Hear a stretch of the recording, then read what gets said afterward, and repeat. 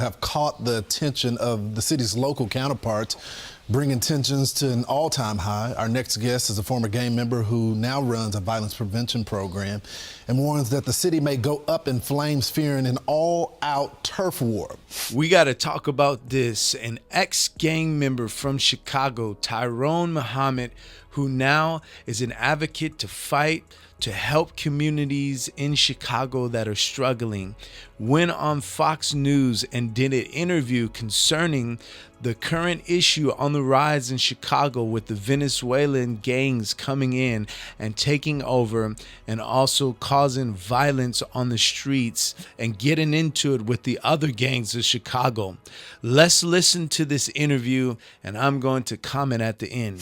Tyrone Muhammad is the founder and CEO of Ex-Cons for Community and Social Change, and he's been kind enough to join us. Now, Tyrone, thanks so much for joining the program.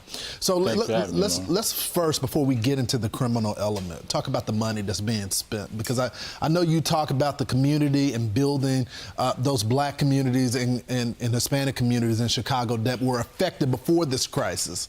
They're spending $464 million on this crisis. Can y'all be using that money somewhere else? You know, I don't know any household, Lawrence, where you yourself would pay my mortgage before you pay your own. That would be considered crazy.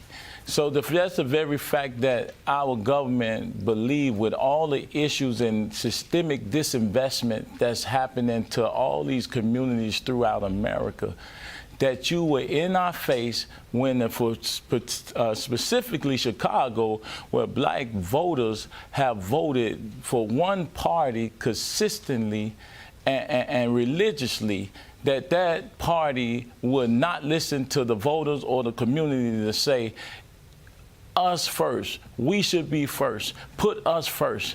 And the very notion that anyone would have the audacity to think that non-citizens should go before the black community and the most impoverished communities is asinine. Yeah, I mean, it's really a slap in the face. So so that's the first part of this problem. The second problem is that you got the gangs that are coming in now. Tren de Aragua is now fighting with the local gangs, and this is on top of an already problem right now. You got robbery that's up 12%, aggravated battery is up 13%, motor vehicle theft is up 43%, and you inviting them in to go against now the local gangs already in Chicago. Explain to us what's happening on the ground.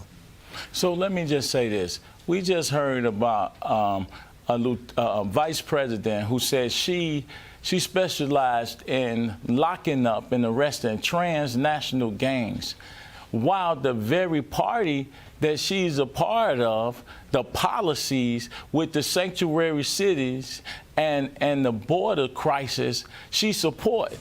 And now the influx of which is oxymoronic at the same time. Now we have to fight transnational gangs and the influx of these men who we don't know where they come, what crimes they committed, and the violence that they've been involved with thus far. With that being said, we are on the front line every day, making sure that our communities are safe.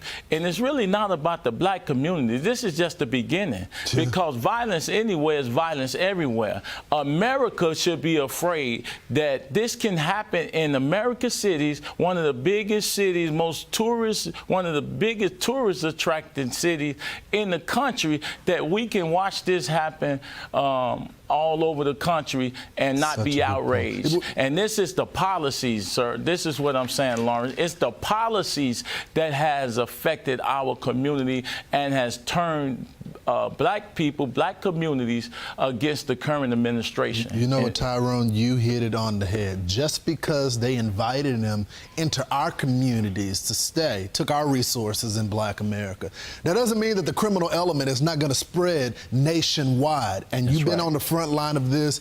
I look forward to having you back, Tyrone. Thank you so much. As a former gang member myself, I share the heart of wanting to see black communities in America impacted with hope.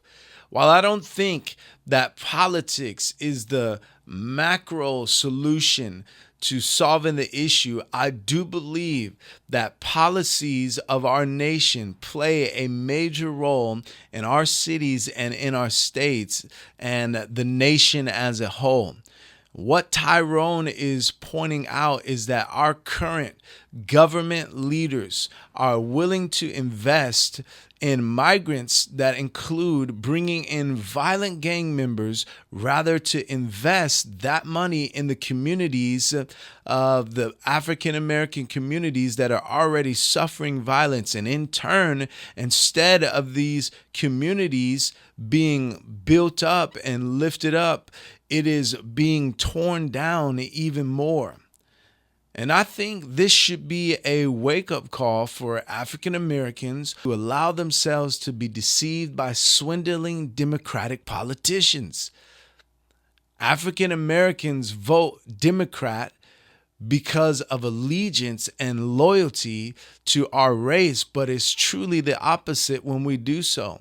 We hurt our own communities.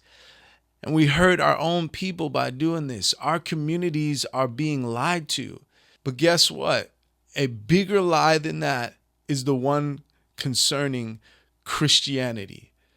Many today in the Black community are pushing the idea that Christianity is a so-called white man's religion. However, it is far from that. Christianity is a religion for all humanity. We have toxic religions like the Nation of Islam and Hebrew Black Israelites who have infiltrated the Black communities but are yet proven to bring a change and to transform the communities. Our communities still face drug oppression, Black on Black violence, fatherless homes, transmitted diseases, and the genocide of our children. And if we want to see a change and experience liberation in our Black communities, what we need is we need to turn to Jesus. Let Jesus be the one to govern our communities and govern our cities and govern our lives. And if we do that, we will see the liberation that we have failed to see by putting our trust in all of these other things, putting our trust in the Democratic Party, putting our trust in these false religions. We need to put our trust in Jesus. Hey, I hope you enjoyed this video. If you did, hit that like button. Let me know what you think in the comment section and subscribe to the channel. It really does help us reach more people. And also, you might want to check out this next video that YouTube is recommending for you to watch. And remember, we all have a mind, but there's no better mind than the mind of God.